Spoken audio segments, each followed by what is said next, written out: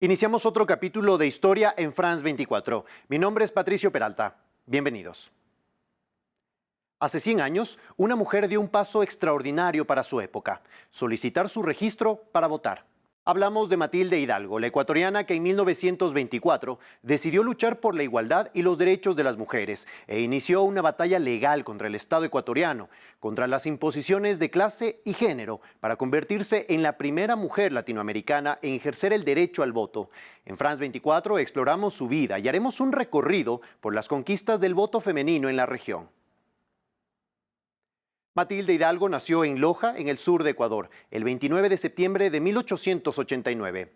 Para entonces, las mujeres solo podían estudiar hasta la escuela primaria.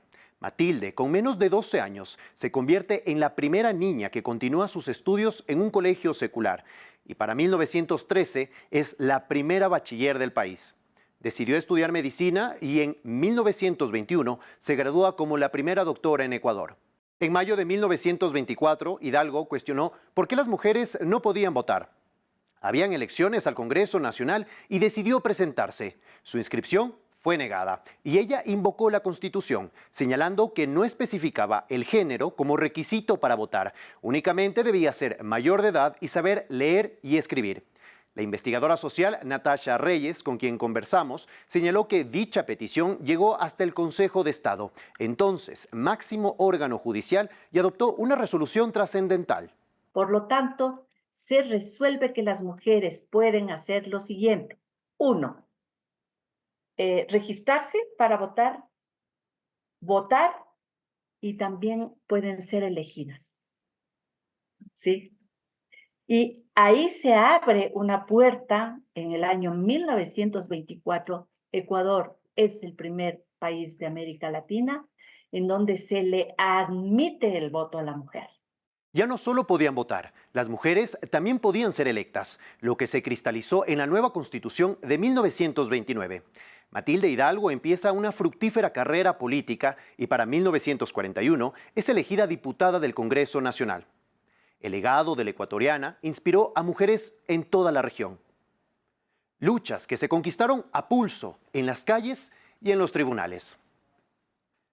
Abrimos esta línea de tiempo para conocer los hitos de los países latinoamericanos, todos marcados por mujeres organizadas, sufragistas, que pusieron el cuerpo para defender sus derechos. Luego de Ecuador, Brasil, en febrero de 1932, estableció el voto femenino, aunque con restricciones, porque solo podían hacerlo las mayores de 21 años y alfabetizadas. Tardó 2 años más para que se considerara un derecho constitucional. Ese mismo año, Uruguay aprobó una ley en la que se autorizó el derecho de las mujeres a votar. Las primeras elecciones en las que participaron fueron las de 1938, aunque hay un registro de la participación de mujeres en 1927 para un plebiscito sobre la jurisdicción de Cerro Chato.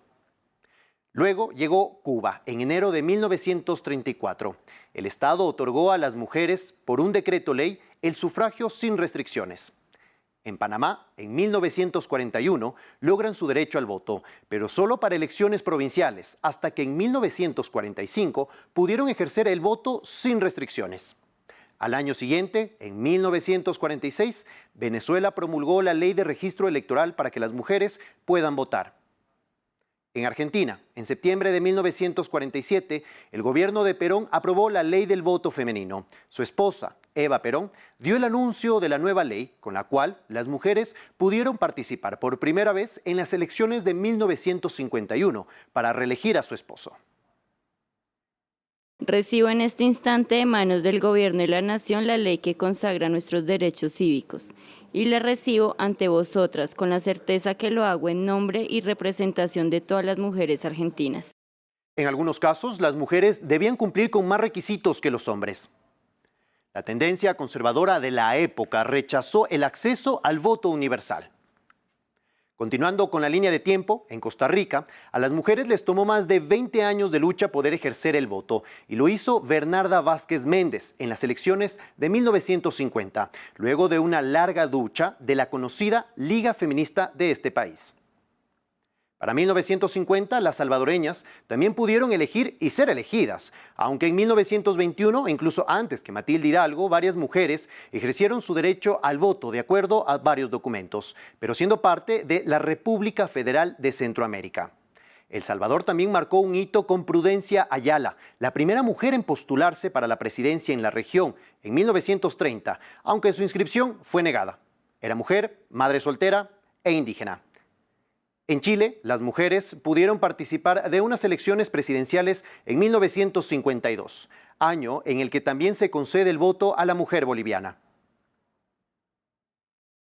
En este recorrido, las sufragistas colombianas lograron que el Congreso aprobara el voto en agosto de 1954 y lo ejercieron con una abrumadora participación en el plebiscito por la paz de 1957. Perú promulgó su ley con el voto femenino en 1955, junto con México, siendo los últimos países en la región en dar el voto a la mujer.